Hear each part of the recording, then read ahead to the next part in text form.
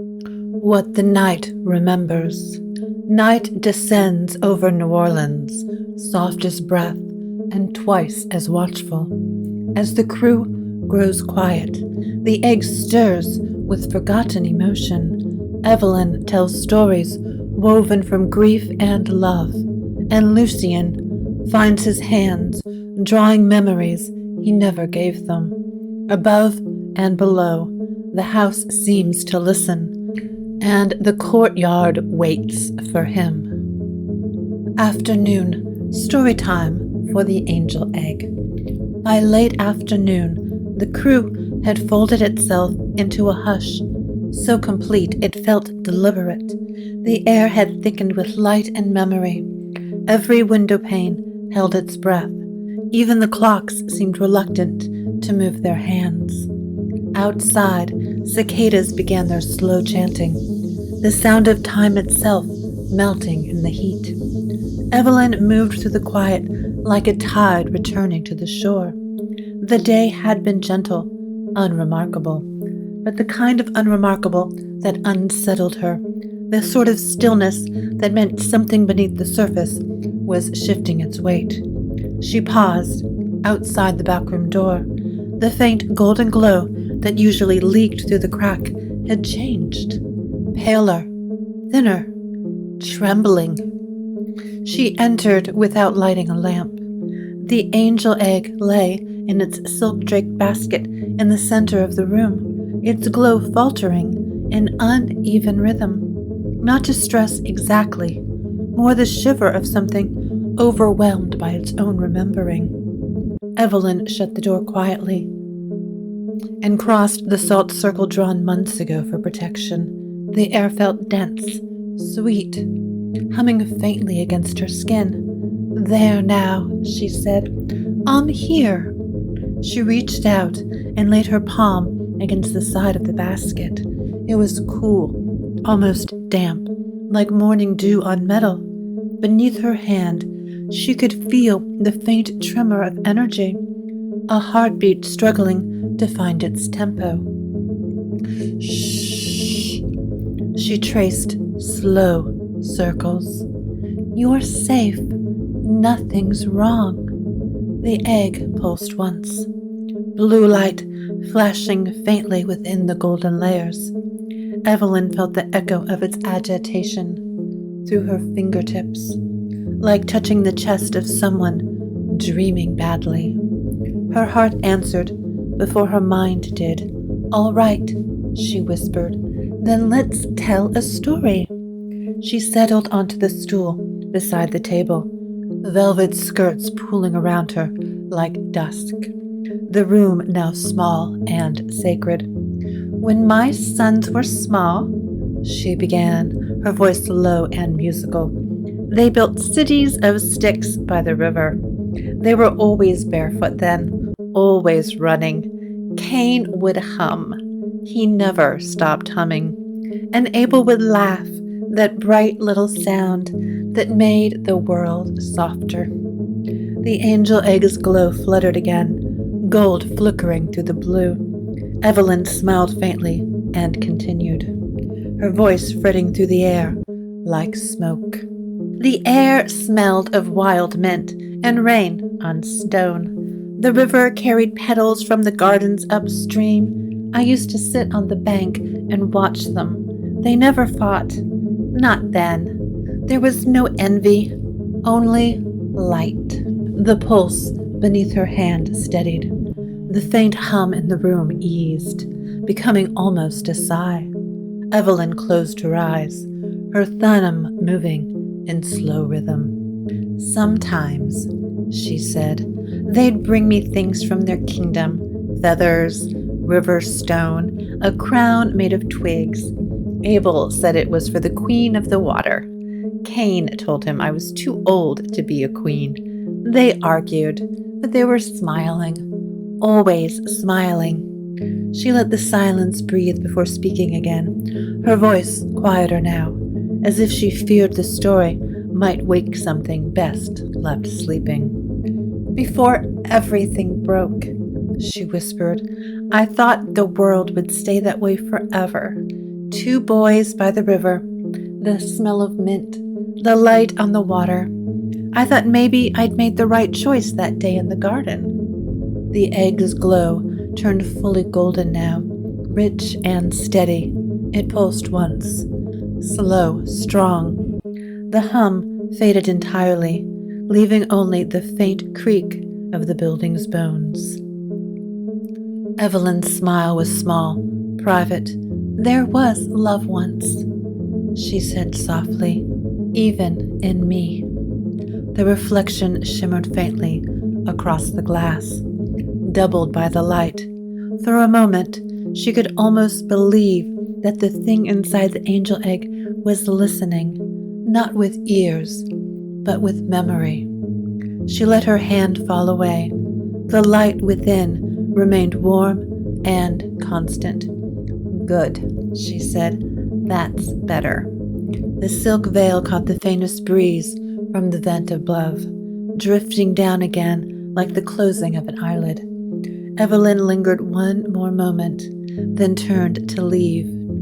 Behind her, the angel egg glowed steadily, calm as candlelight. Upstairs, Lucien sat at his desk, surrounded by the afternoon's long shadows. The curtains were drawn, half closed, leaving slanted bars of gold across the warm wood and his notebook. He had meant to work, an inventory, an appraisal, something ordinary, but the sunlight kept finding its way into the room like an invitation he couldn't ignore. The stillness of the place pressed around him, soft but insistent, as though the air itself were waiting. Without thinking, he picked up a charcoal pencil. His hand began to move on its own, tracing lines without intention. He told himself it was nothing. Idle movement, the kind of half-drawn scrawling people do when lost in thought. But the shapes came too easily. Curved lines, ripples, reflections. The fountain again.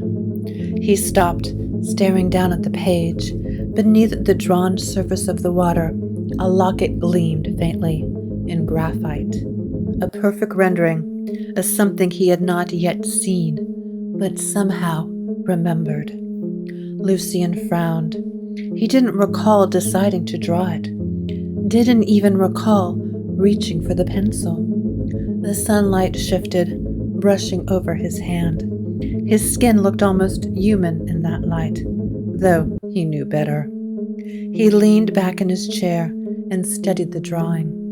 The charcoal lines felt alive beneath his fingertips, pulsing faintly with residual warmth. He could almost hear the faint splash of water, the whisper of his sister's name caught between memory and air. He shut the book gently. The sound it made, paper closing on graphite, felt like the sealing of a confession. Lucien exhaled and pressed the heel of his hand to his eyes. The scent of cedar polish lingered on his sleeve. Somewhere below, he could sense Evelyn's presence moving through the crew. That quiet steadiness she carried like a lantern.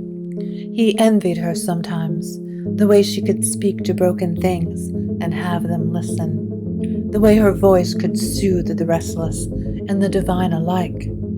His own gift had always been silence. He could listen, but not mend. He opened the book again, intending to tear out the page, but paused. The drawing stared back at him. The fountain, the water, the faint suggestion of hair drifting below the surface, the locket catching light. He traced the lines of it once more, wondering why it looked right, as though it had always been there. A faint chill brushed the back of his neck. Lucien rose and crossed to the window. The courtyard below lay half in sunlight, half in shadow. The fountain sat in its usual stillness, the marble cherubs gleaming faintly in the heat. He watched for a long time. Nothing moved. Yet somewhere in the depths of the water, He could swear he saw a shimmer, gold, fleeting, gone as soon as he looked straight at it. He rested his hand against the cool glass of the window pane and closed his eyes. For just a moment, the steady pulse of the world below matched the quiet rhythm of his own heart. Then, from somewhere deeper in the house, a faint sound. Evelyn's voice, too soft to catch the words, but unmistakable in its tone. A tenderness that made even the walls listen. Lucien opened his eyes. The light had shifted again, the sun descending. The fountain below remained motionless, but the shimmer he'd glimpsed lingered behind his eyes. He rubbed his temple, half laughing under his breath. Memory, he murmured. You do have a cruel imagination. He sat back at his desk and regarded the sketchbook, laying the pencil beside it with deliberate care. The graphite smudge on his thumb looked almost like ash. For a long while, he didn't move. The crew breathed softly around him, the air perfumed with the faintest taste of rain that hadn't yet fallen. Somewhere beneath the floorboards, the angel egg pulsed once in its golden calm, steady and sure, like a second heartbeat deep within the house. And upstairs, Lucien sat listening to that faint rhythm, caught between thought and memory, between the living and the almost. The afternoon light lengthened across the room, pale and merciful. Outside, the city hummed its lullaby of heat and ghosts. Neither of them spoke again for the rest of the day, yet the silence that settled between Evelyn and Lucien Devereux was not absence. It was conversation in its truest form, an understanding too deep for sound. The crew exhaled, and the day slid quietly toward evening. Nightfall, the things beneath. By 9 o'clock, the quarter had put on its evening voice, low, conspiratorial, sweet as overripe fruit. Heat clung to the ironwork and the sagging balconies like a last stubborn thought. The crowd thinned to pockets of laughter and the click of heels crossing old brick. Street lamps painted amber halos on puddles that shouldn't have been there. Somewhere, a saxophone argued softly with the past and made no progress at all.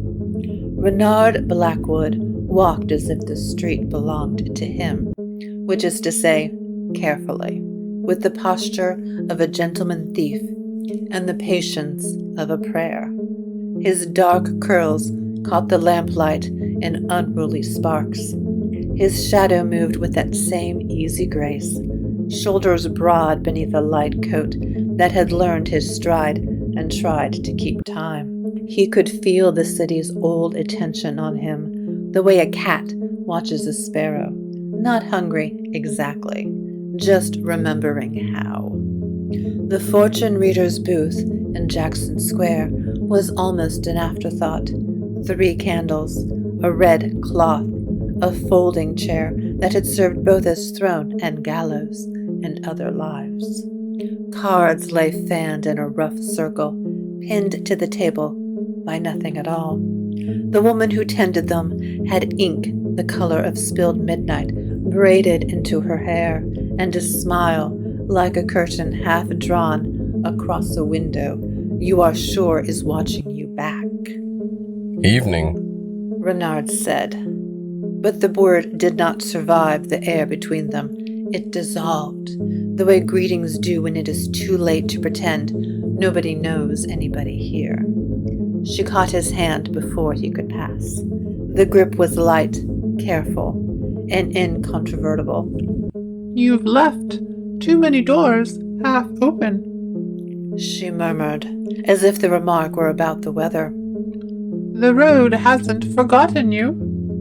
Renard's laugh was the polite sort you offer to an acquaintance you hope will become a stranger again. I'm not on the road. He said. Not anymore. Sweetheart, She said, and there was no mockery in it, only sympathy's sharper cousin. the road is in you. She let his hand go, turned 3 cards from the circle, and laid them face up between them. The first was the Queen of Foxes, reversed. The second, the Queen of Foxes, reversed. The third, of course, was the Queen of Foxes, reversed again, as if repetition were a kind of tenderness. The smell of sawdust drifted up, soft as memory. Beyond the edge of the table, the air tasted like candle smoke and apples, and for a breath or two, Renard heard a tune he had known as a child, played from somewhere behind the bones of the night. He did not reach for the cards. You're repeating yourself. He said, because bravery and humor are twins who share a coat. Not I. She said. They are. She tipped her chin toward his coat pocket, where the day's earlier fox card lay warm as the palm of a hand. They want to be sure Of? that you heard them. She leaned back, and the stall's red cloth shifted like the inside of an eyelid. That you understand there's still time to choose the door. You open next. Renard swallowed. He had not told anyone, had not even told himself out loud the words that came out of the reader's mouth next. Not yet. She said gently, with the finality of someone who has already seen the ending you refuse to spoil for yourself. He pulled away then, unsettled in that quiet way that feels like the flow of a river, changing direction. Good evening. He managed and meant goodbye, and also meant, please don't say my name again in the language of the past. She let him go, as if letting someone go were an art form she had perfected. The street retook him, the low hush of crickets, the smug laughter of lovers, the long, patient stare of gaslight. He walked on, and the city hummed to itself, and in his pocket, beneath his hand, the fox card turned once like a coin and came up the same either way. On the roof of the crew, the garden had grown into its own small country. Lanterns glowed with the sort of caution you reserve for holy places and sleeping animals. Vines looped iron trellis and balcony rail, slick with the evening's damp. The smell of basil and night-blooming jasmine drifted across the potted rosemary like the memories of a kitchen that had never been built. Evelyn sat with her ankles crossed, velvet pooling around her in slow tides. Her hair was piled up the way queens in old tapestries wear their crowns, practical and inevitable, and faintly amused with itself. Beside her, a book lay closed. In another life, perhaps it would have been a prayer book. In this case, it was a ledger with the names of objects that refused to stay only objects. Lucien Devereux joined her without ceremony, as if he had been there all along and had only now resolved into view. The rose-glass lantern threw its softened light across his face. It found the copper in his ginger beard and made a small fire of it before surrendering to moonlight. He had a notebook, a stick of charcoal, and the air of a man who doesn't admit to faith, but behaves like a man who prays. Rooftops improve most things, Evelyn said, even silence. Especially silence. Lucien agreed and smiled the thin smile of a penitent who can't quite remember the prayer and hopes his sincerity will count for something. They did not speak for several minutes. The city made the sort of noises cities make when they think the living are not listening. Pigeons arguing theology with a chimney, far laughter working out its penance, a bottle being forgiven and then abandoned. The moon gazed at itself and every piece of glass that would have it, and as usual, found itself beautiful. Charcoal moved. The sound of it was faint and insistent, like a moth learning its name against a window. Evelyn did not look right away. She allowed the world its illusions of privacy. When she did glance, it was with the patience of tides. "You draw the same thing every time," she said gently. Lucien's hand had stopped. He blinked as if woken. He hadn't thought of it as drawing. He had thought of it as breathing with his fingers. He looked down. On the paper, the fountain had taken shape again, uninvited and inevitable. The water was a practiced darkness. The marble was light pretending to be stone. At the basin's floor, something had learned to shine, a small glint, like a thought that betrays the body by surfacing. I suppose I missed the sound of running water, Lucien said, and that would have been a lie if he hadn't said it so kindly. Evelyn reached for his free hand and squeezed, not to extract, not to make a point, only to be there while a point was made by other people. The lantern's light shifted against her rings. "We don't have to talk about it," she said. "We can sit here and be a place where talking might come later." I'm very good at the latter, Lucien said with the old self-mockery, the old bruise beneath it. "Then later it is." She rose, velvet gathering itself into order. "I'll check on the egg before I sleep. If the walls are restless, it will think the house is dreaming badly." Tell it a kinder story than the house deserves, Lucien said, and if he meant himself, no one corrected him. Evelyn hesitated just long enough for the night to notice. Then she leaned down, her scent of tea and rain-soaked velvet brushing against the air between them. She kissed him once, slowly, as though sealing a spell meant to last until morning. It was not hunger, not apology, but the promise that two ruins can still be sanctuary for each other. When she drew back, his eyes were closed. When he opened them, she was already smiling that small, impossible smile that forgives everything worth forgiving. She tipped her head, agreement, benediction, a promise secular and no less holy for that, and slipped away toward the stairwell door. The hinge made the sound of a forgiving ant. She disappeared into the softer dark below. Lucien stayed with the moon. Charcoal slept where he had left it. The sketch looked back at him with the relief of a confession, finally said aloud in a language that doesn't require witnesses. He closed the notebook. For a long time, he did not move. Then the night turned its face a fraction, and he turned with it. In the back room, the angel egg was what all good relics aspire to be at bedtime: warm, quiet, undecorative. The silk veil draped over it like a cloud that had forgotten to float.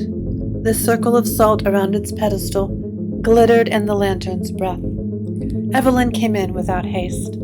She didn't light anything new. A woman wearing velvet does not need additional ceremony. She is the ceremony. She stood within the threshold like a blessing, being careful not to startle the thing it is blessing. "Good night, little one," she whispered, fingers brushing the veil the way you might stroke a sleeping cat, so it knows the world is still on his hinges. The glow within the egg pulsed once, in time with her own heart, as if confirming that two such machines could cooperate when supervised. She smiled to herself. Routine is a kind of spell, and the best spells are the ones you do so often that you forget you're doing them. Sleep, she said to the room, to the egg, to the stubborn past. And because she had asked nicely, everything did. She was nearly to the door when the veil breathed out the faintest blush of gold, like an eyelid content to stay closed. Evelyn paused, listening with her skin, the calm held. She nodded, satisfied, and left the room with the light exactly as she'd found it, steady, kind, no fuss at all. Downstairs, the courtyard had dressed itself in silver. The fountain sat at the center like a thought too large to think directly. So the house had built itself around it and promised not to stare. Marble cherubs pretended to pour water that did not pour. The moon balanced on their stone wrists and refused to explain itself. Lucien opened the door, and the night folded back to let him through. The air smelled of wet leaves and iron. It had the temperature of a mouth about to speak. He stepped out onto the old stones. His shadow knelt before he did. Water held a mirror no human has ever truly learned to read. The surface wore the moon like a borrowed brooch. Ripples moved without cause, as if the memory of wind had come to visit. Lucien looked down, and the fountain looked back. And for a moment, the entire world pretended to be shallow enough to cross in a single, careful breath. There, at the basin's floor, a glint. Small, deliberate. A coin would have winked. A shard of glass would have lied. This did neither. It simply existed with the terrible confidence of a thing that has been waiting a very long time to be exactly here. Lucien knelt. His knees found the cold narrative of stone. The sleeves of his coat brushed the rim of the basin and came away damp.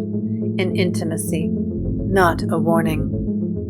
You're going to make me do this, he said to no one that needed the joke. He rolled his cuff. The hair on his forearm caught the moon and kept it for a heartbeat. He reached into the water. It was colder than it had any right to be. The kind of cold that remembers snow. His skin burned with it, then forgot its complaint. His fingers found the outline of a thing that wanted very much to be found. He closed his hand, a practiced gesture, a thief's tenderness, and lifted. The locket broke the surface and was immediately itself. Water skinned away from gold. The chain slipped across his knuckles like a small river learning manners. He held it up, and the courtyard inhaled. It was not a grand piece, modest, oval, stubbornly beautiful. The hinge had the severity of good architecture. The face had been polished by a century of remembering to be touched. On its back, 2 letters had been engraved with care precise enough to frighten. S.D. And beside them, not as ornament, but as co-conspirator, a sigil no jeweler had invented, a spiral that became roots if you watched it long enough, wings if you dared to. Lucien stood with the locket in his open palm, and every part of his body remembered it. Not this exact weight, perhaps, but the species of weight that belongs to objects which have carried more story than they were designed to survive. He could have opened it. He did not. There is a mercy in delaying the second wound until the first has announced itself properly. Sabine, He said, because names are doors, and sometimes you have to knock.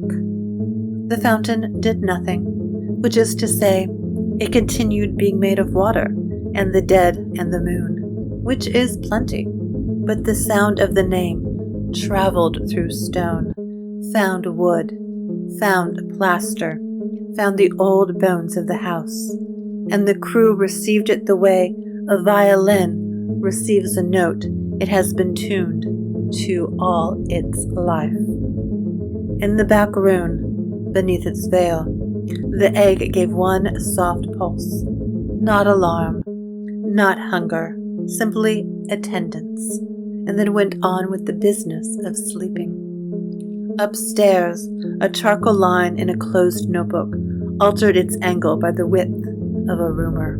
On the roof, the lanterns burned a little steadier, as if reassured by geometry. Lucien stepped closer to the basin and let the cold drip from his knuckles.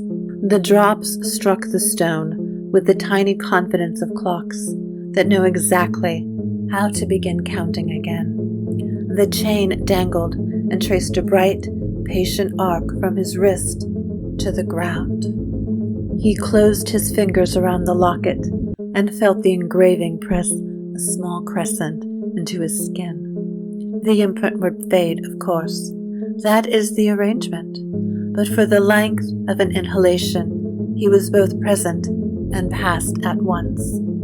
And the world made a shape around him that fit. He could have called Evelyn. He did not. This was the kind of moment you ruin if you introduce witnesses too soon. He could have put the locket in a pocket and built a liturgy around delay. He did not. He lifted it in both hands, the way one might lift a child for the very first time and the very last, which are troublingly similar. Sabine, He said again, softer, and the word did what words sometimes do when they have earned it. It kept him from drowning where he stood. The moon considered itself in the water. The cherubs kept their counsel. Somewhere beyond the walls, the city made the sound of a coin being refused because bills were kinder. A train coughed across a bridge and apologized to no one. The locket was warm now.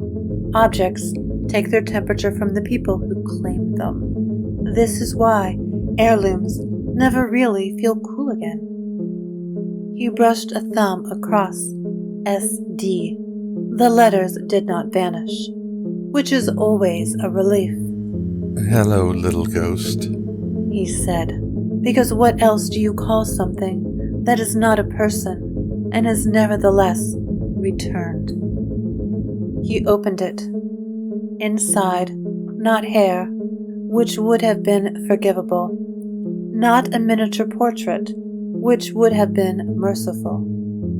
Inside was a scrap of river map, so small and so precise that any cartographer would have offered up a decade of life to have drawn it.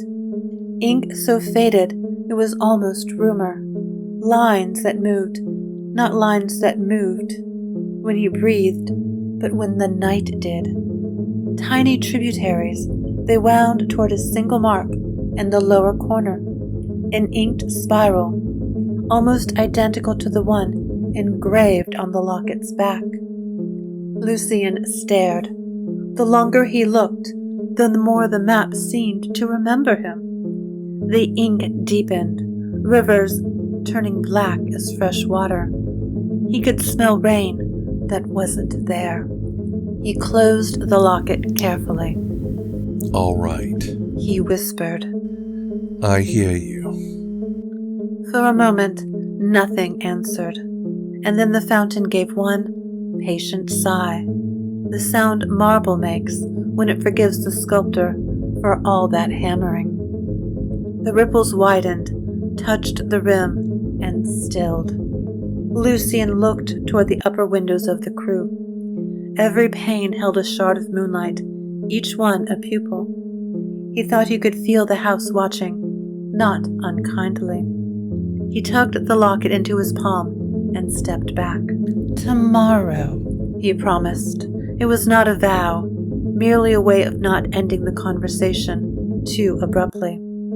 The night exhaled. Somewhere, a clock began its measured breathing again. On the roof, the lantern flickered once, like eyes closing. Lucien Devereaux turned toward the door, water whispering in his wake. Behind him, the fountain resumed its stillness, and the moon reclaimed its reflection. In that quiet, the crew seemed to settle around a new truth, small and shining and unspoken. And in the dark curve of Lucien's hand, the locket kept its warmth, patient as the heart of a story, waiting for its next chapter. Something hidden has finally surfaced, the moonlit courtyard, a truth Lucien can no longer avoid. The past is no longer content to sleep, and the crew feels the shift like a ripple through its bones. Whatever comes next, this is only the beginning. And the house is listening now.